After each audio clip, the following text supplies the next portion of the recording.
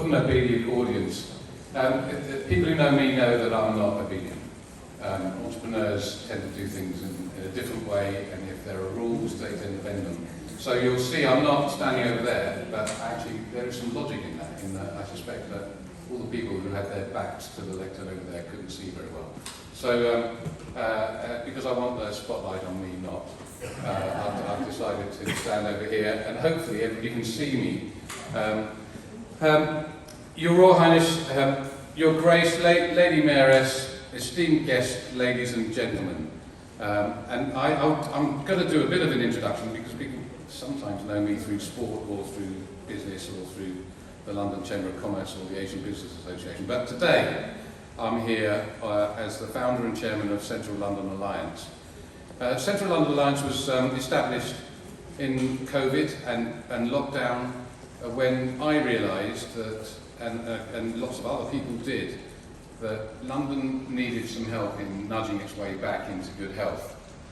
It was very frightening. People didn't quite know what to expect, but we needed the 10 million people back into London. We needed in this square mile the 500,000, 600,000 people who came in every day to work but weren't.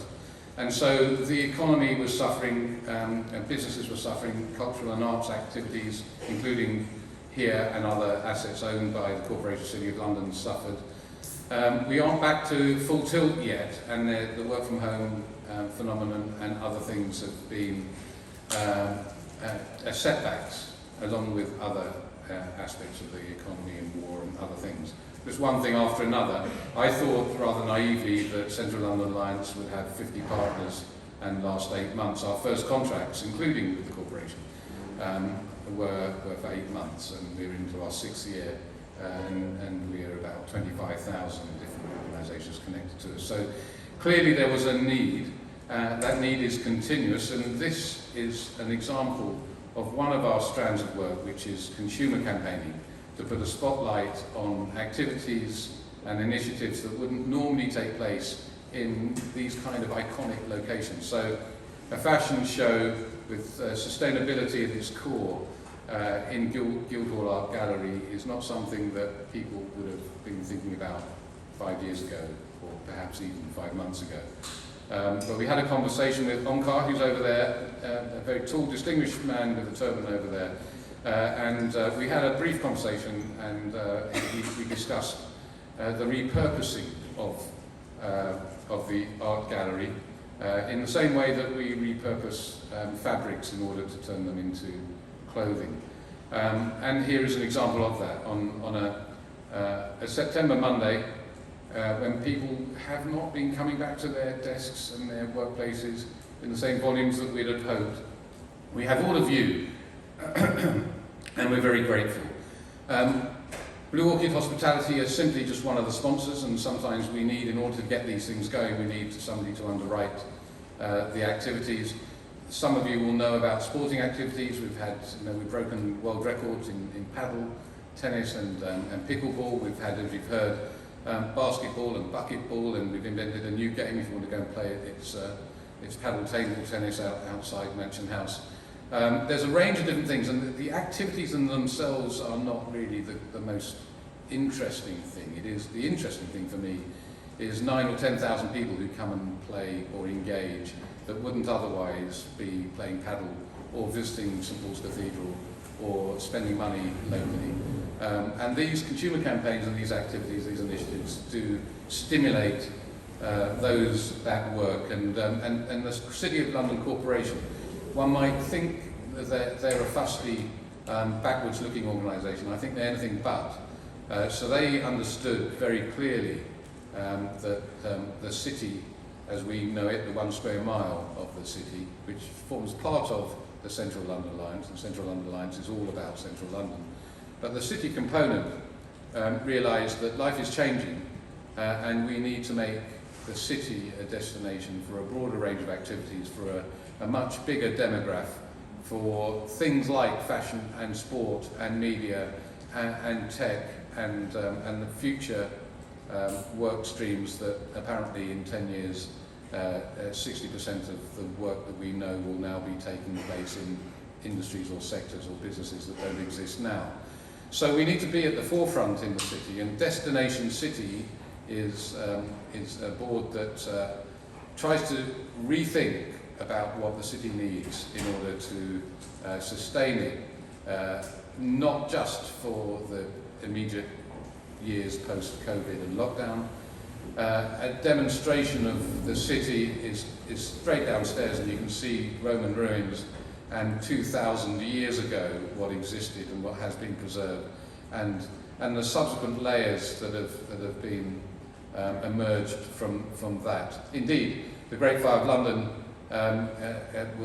whilst it was a disaster for many things, it stimulated the birth of the insurance business and the financial heartland and centre of the world.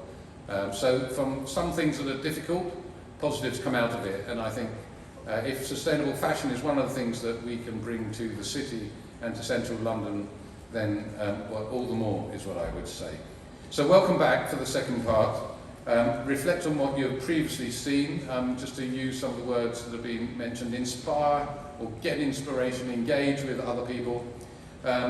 Support those that have supported us, the donors, by donating, by supporting the artists and the sponsors. And think about the cost per wear, the cost and the opportunity cost of your time and their time in trying to do something that's good. Doing good doesn't always come naturally, but it should. And actually, I think for the most part of humanity, we generally do. Some might say there's a paucity of that in our leadership in the world today. But actually, individually and collectively, we can do a lot of good. Tonight is one example. We do want to survive the ageing process. I'm an example of that. So if we can make some of these fabrics and materials and designs that have come back, then all the better.